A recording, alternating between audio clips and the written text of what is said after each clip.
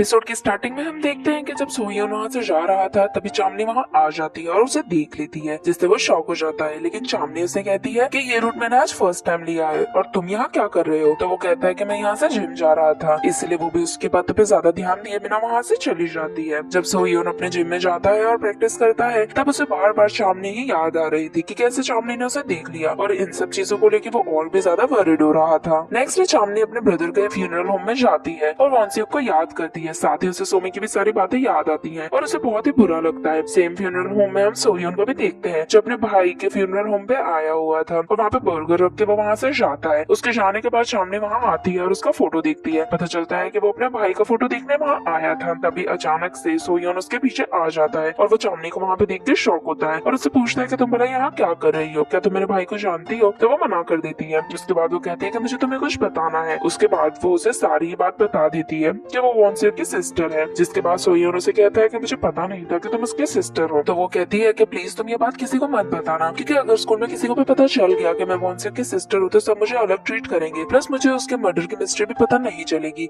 सोहियोन पे इस बात पे अग्री होता है। फिर वो पूछती है कि तुम्हारे भाई को क्या हुआ था। तो वो बताता है कि मेरे भाई को सब बुली करते थे, उसकी ऐसी हालत करके रखी थी कि वो लोग उसे वॉशरूम में नहीं जाने देते थे। एक बार जब उसे कंट्रोल नहीं हुआ और उसने कपड़ों में ही वॉशरूम कर दी तो सबने उसका वीडियो बनाकर वायरल कर दिया, जिससे वो बहुत ही ज्यादा इंसल्टेड फील करने लगा। जब मेरी मॉम घर आई तब उन्होंने देखा कि मेरे भाई ने तो सुसाइड कर ली है। ये देख के वो बहुत ही शॉक में चली गई थी। चामनी को भी ये सब कुछ सुन के बहुत ही ज्यादा बुरा लगता है। फिर दोनों स्कूल की तरफ जाते हैं जहाँ पे सोहियोन पूछता है कि वॉन्सियोक का रियल नेम क्या था। तो वो कहती है कि चांग्क्यो। वहीं दूसरी तरफ हम स्कूल में देखते हैं कुछ लड़कियां बता रही हैं कि जंग स्कूल छोड़ के जा रहा है क्योंकि कल रात को किसी ने उसकी बहुत ही बुरी हालत करी है। तभी वो व्हील चेयर पे वहाँ से जाता है और स्कूल के सभी लोग उसे देखने लगते हैं और सब चीयर करते हैं कि फाइनली ऐसा रेपिस्ट स्कूल से बाहर जा रहा है। और सब उसे कहते हैं कि वापस यहाँ पे कभी मत आना। साथ ही सब बातें करते हैं कि ये व्हील चेयर पे क्यों जा रहा है। तो एक लड़की बताती है कि मैंने कल रात को देखा था कि कोई मास्क पहन के उसके रूम में आया था और उसे बहुत ही मारा था और उसके बाद उसकी ऐसी हालत हो गई है जिसकी वजह से वो स्कूल छोड़ के जा रहा है। सभी खुश होते हैं और उस आदमी को अपना हीरो कहने लगते हैं जिसने जंग की हालत करी है। साथ ही सब कहते हैं कि वो हमारा हीरो है, इसलिए उसने इतना अच्छा काम किया है। जब जंग वहाँ से चला जाता है तभी हम देखते हैं कि चामनी और सोहियोन वहाँ आ रहे हैं। जी हाँ, उन दोनों को वहाँ पे देख के बहुत ही ज्यादा शौक होती है और उसे बिल्कुल अच्छा नहीं लगता है कि दोनों साथ में आ रहे हैं। अब तो उसका शक बढ़ता जा रहा था कि वो दोनों डेट कर रहे हैं। नेक्स्ट सीन में हम देखते हैं कि बास्केटबॉल मैच हो रहा है। चामनी के पास आके जियान बैठती है और उसे पूछती है कि मैंने तुम्हें और सोहियोन को साथ में आते हुए देखा था, तो क्या तुम दोनों डेट कर रहे हो। जिस पे चामनी कहती है कि नहीं, हम दोनों डेट नहीं कर रहे हैं। तो जियान कहती है कि फिर तो अच्छी बात है, क्योंकि अगर तुम दोनों डेट करते तो मैं तुमसे चिढ़ने लगती और मैं तुम्हारी एनिमी बन जाती, जिससे चामनी वियर्ड फील करती है। वहीं गेम में हम देखते हैं कि सोहियोन के साथ साथ ओसंग भी गेम खेल रहा है और उसे बिल्कुल भी पसंद नहीं आ रहा है कि बार बार सोहियोन जीत रहा है। चामनी भी सबको गेम खेलते हुए देखती है और ओसंग को देख के उसे सोमी की बातें याद आती हैं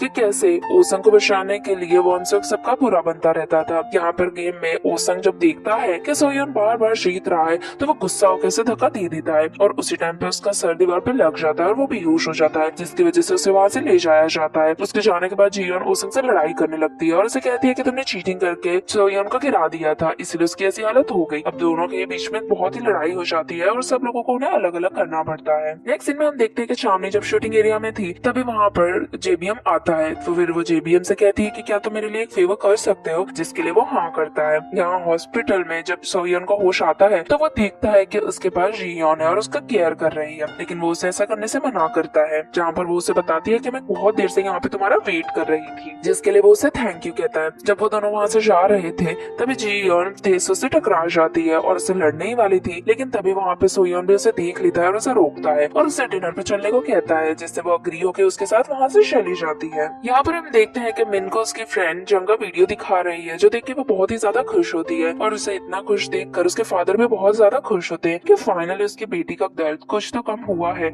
जिसके बाद वो तेसु के पास जाते हैं और उसे कुछ पैसे देते हैं उसके हेल्प करने के लिए। साथ ही कहते हैं कि जिसने भी इस जंग की ऐसी हालत करी है उससे मेरी तरफ से थैंक यू कहना, और कहती है कि मैंने इस एनवेलप में और भी ज्यादा पैसे रखे हैं और तुम उस लड़के को ये पैसे दे देना, उसे ये काम आएंगे, और उसे थैंक यू कहते हैं। उसके बाद तेसु सोहियोन के लॉकर में जाके वो एनवेलप रख देती है। नेक्स्ट सीन में हम देखते हैं कि चामनी ओसंग से मिलने के लिए आई हुई है, जहाँ पे वो पूछती है कि तुम्हारा वॉन्सियोक का क्या रिलेशनशिप था। वो बताती है मैं सोमी से मिली थी और उसने मुझे कहा था कि तुम्हारी वजह से वॉन्सियोक उसे बहुत ही ज्यादा परेशान करता था और हरास करता था।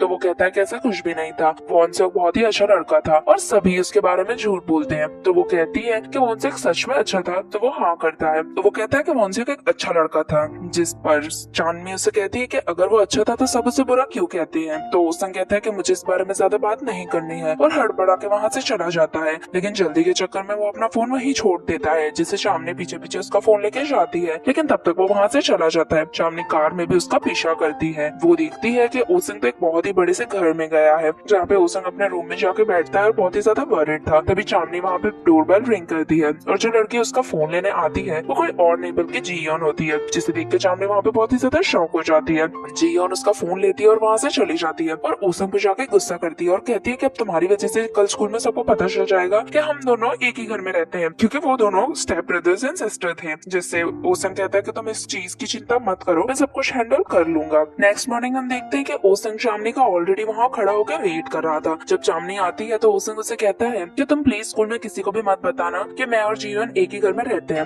दरअसल कुछ टाइम पहले ही जीवन की मॉम और मेरे डैड ने शादी करी है, यानी हम दोनों रियल ब्रदर सिस्टर नहीं है, हम स्टेप ब्रदर सिस्टर हैं। चांदनी कहती है कि तुम टेंशन मत लो, मैं किसी को भी ये बात नहीं बताऊंगी, और वहाँ से चली जाती है। लेकिन जीवन तो अभी भी उस पर बहुत ही ज्यादा गुस्सा थी। चांदनी स्कूल में देखती है कि सोयोन और जीवन साथ में बातें कर रहे हैं, जिससे वो थोड़ा सा वियर्ड फील करती है। तभी एक लड़की वहाँ आके बताती है कि स्कूल में कॉप्स आए हैं इन्वेस्टिगेशन के लिए। तभी हम देखते हैं कि जंग को लेकर कॉप्स वहाँ पे आए हुए थे, जहाँ पर वो लोग सभी उस लड़के के बारे में जानना चाहते थे जिसने जंग की ये हालत करी थी। लेकिन स्कूल में सभी डिटेक्टिव्स पे चिल्लाने लगते और कहते हैं कि वो हमारा हीरो है, अगर आपने उसे अरेस्ट किया तो अच्छा नहीं होगा, क्योंकि जंग एक रेपिस्ट है और उसे स्कूल में नहीं आना चाहिए, जिससे डिटेक्टिव्स भी थोड़ा सा वियर्ड फील करते हैं। नेक्स्ट सीन में डिटेक्टिव्स सीसीटीवी देखते हैं, जहाँ पे वो देखते हैं कि जंग के घर के बाहर से एक लड़की स्कूटी लेके निकली थी। अब उन्हें पता चलता है कि ये लड़की कोई और नहीं बल्कि ये चांदनी थी, जिसने शायद उस घर में से कल्प्रिट को निकलते हुए देखा था, जिससे वो चांदनी से बात करने का डिसाइड करते हैं। तभी स्कूल में जब चांदनी थी तो वो सुनती है कि कुछ लोग बातें करते हैं, मे बी ये हीरो वो ही है जिसने वॉन्सियक को मारा था, क्योंकि वॉन्सियक भी तो सबको बुली ही करता रहता था। चांदनी ये सब कुछ सुनती है एंड सोचती है कि मे बी ये सब कुछ सच हो सकता है, और तभी उसे याद आता है कि कल उसने जंग के घर के बाहर सोयोन को देखा था, इसलिए उसका शक बढ़ता जाता है। फिर वो सोयोन के घर जाने का डिसाइड करती है। जब वो सोयोन के घर जाती है तभी हम देखते हैं कि उसके घर के नीचे सोयोन भी आ चुका है। जब चांदनी उसका घर चेक कर रही थी तो वहाँ पे उसे ब्लडी शूज मिलते हैं, जिससे उसका शक और भी ज्यादा बढ़ जाता है और वो शूज लेके वहाँ से जाने लगती है। तभी सोयोन भी नोटिस करता है कि कोई उसके घर में है और वो उससे आवाज लगा ही पाता, तभी उसका नोज ब्लीड होने लगता है, जिससे वो सर पकड़ के साइड में बैठ जाता है। इसी बीच चांदनी वहाँ से चली जाती है और सोयोन भी ये चीज नोटिस कर लेता है। वो अपने रूम में जाके देखता है तो पता चलता है कि उसके शूज वहाँ से मिसिंग है और वो चांदनी को वहाँ से जाता हुआ देखता है, जिससे वो बहुत ही ज्यादा घबरा जाता है। जब चांदनी अपने घर पहुँचती है तो वो देखती है कि डिटेक्टिव्स उसका वहाँ पे वेट कर रहे थे, जो उससे पूछने लगते हैं कि कल रात को तुमने वहाँ किसे देखा था। चांदनी को भी याद आता है कि उसने सोयोन को वहाँ देखा था और वो डिटेक्टिव्स को भी ये बात बता देती है। जब डिटेक्टिव्स उससे पूछते हैं कि तुमने कुछ अनयूजुअल देखा था तो चांदनी कुछ सोचती है।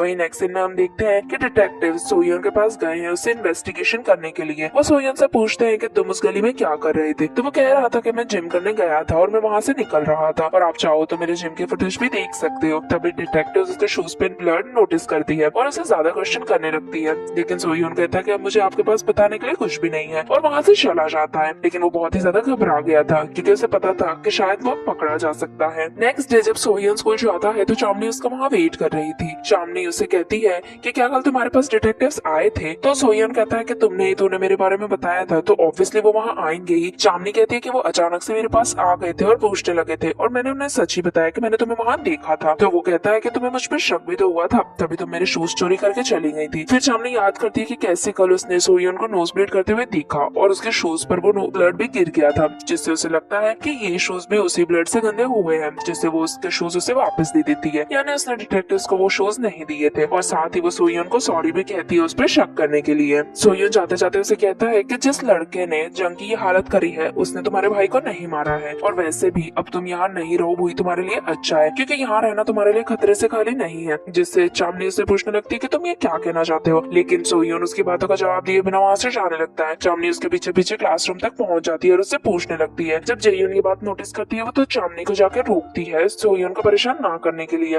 लेकिन वो कहती है कि इससे तुम्हारा कुछ भी लेना देना नहीं है, ये मेरी और सोयोन के बीच की बात है। और वो सोयोन से फिर से क्वेश्चन करने लगती है, जिससे वो उसे बाहर ले जाती है। तो चांदनी उसे कहती है कि तुम मेरी बात में बीच में मत पड़ो, क्योंकि इससे तुम्हारा कुछ भी लेना देना नहीं है। सेम नाइट हम सोयोन को देखते हैं जो कि अपने बॉलिंग एली में था और जो शूज पर उसके ब्लड लगा हुआ था वो शूज लेके और साथ ही दूसरा सामान लेके वहाँ से गार्बेज बैग में भर के जा रहा था। लेकिन तभी सामने से डिटेक्टिव आ जाती है, जिसे देख के वो बहुत ही ज्यादा डर जाता है। लेकिन डिटेक्टिव उसे बताती है कि वो यहाँ पे काम के के सिलसिले में नहीं बल्कि ऐसे ही बॉलिंग करने के लिए आई हुई है। घबरा के वो बाहर जाता है और अपना सामान फेंक देता है। जब वो अंदर आता है तो देखता है कि डिटेक्टिव अपने हस्बैंड के साथ आई है और उसका हस्बैंड और कोई नहीं बल्कि वही डॉक्टर था जिसने सोयन को बताया था कि उसे ब्रेन ट्यूमर है, जिसे देख के वो शॉक हो जाता है। तभी डिटेक्टिव देखती है कि सोयन भी वहाँ से जा चुका है। अब नेक्स्ट मॉर्निंग चांदनी के लॉकर में किसी ने कुछ नोट रखा था जिसमें लिखा था कि अगर तुम वॉन्सिक के बारे में जानना चाहती हो तो तुम मुझे अकेले में ऑडिटोरियम में आके मिलो, जिससे वो शॉक हो जाती है। तभी वो ऑडिटोरियम में जाती है और वहाँ पे बैठ के वेट करती है कि भला ये नोट उसे किसने लिखा होगा। जब उसे कोई दिखाई नहीं देता है तो वो आगे जाती है और देखती है कि वहाँ कौन है,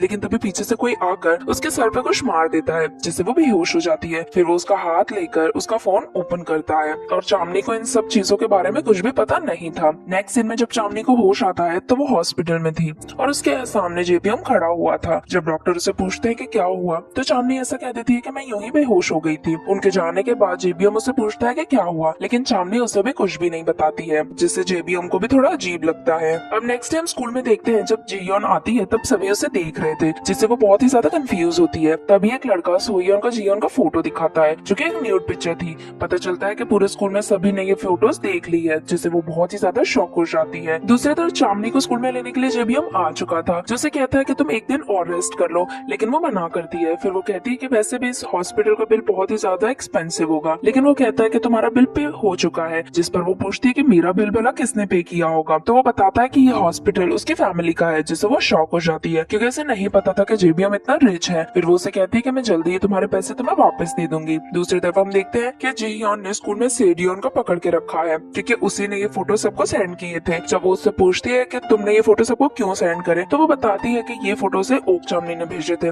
जिससे सभी शॉक रह जाते हैं। सेम टाइम पे वहाँ पे चांदनी आती है और साथ में उसके जेबीएम भी था। जब जियोन चांदनी को देखती है तो वो बहुत ही गुस्सा होती है और उससे पूछती है कि भला तुमने ऐसा क्यों किया, लेकिन वो उसकी बातों पे ध्यान दिए बिना वहाँ से जाने लगती है, जिससे वो उसे पकड़ कर एक थप्पड़ मार देती है, जिससे सभी शॉक हो जाते हैं। फिर वो उसे दूसरा थप्पड़ मारने ही वाली थी कि तभी सोयन वहाँ आ जाता है और उसे प्रोटेक्ट करता है। फिर वो उसका हाथ पकड़ के वो उसे वहाँ से ले जाता है, जिससे चांदनी भी शॉक रह जाती है। और इसके साथ ही एपिसोड यहीं पे खत्म हो जाता है। नेक्स्ट पार्ट देखने के लिए चैनल को सब्सक्राइब जरूर करें और वीडियो पसंद आई है तो लाइक भी करें।